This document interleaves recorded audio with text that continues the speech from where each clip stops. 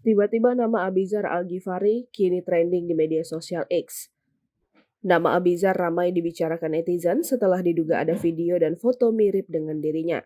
Tak sedikit yang mempertanyakan apakah video dan foto diduga mirip Abizar tersebut merupakan hasil editan atau asli. Dalam foto tersebut tampak seorang pria berwajah mirip Abizar tengah memegangi kamera di tangan kiri, sementara tangan kanan pria tersebut memegangi kaos warna hitam yang dikenakannya. Dari foto yang beredar, terlihat pria itu tengah mengambil foto selfie.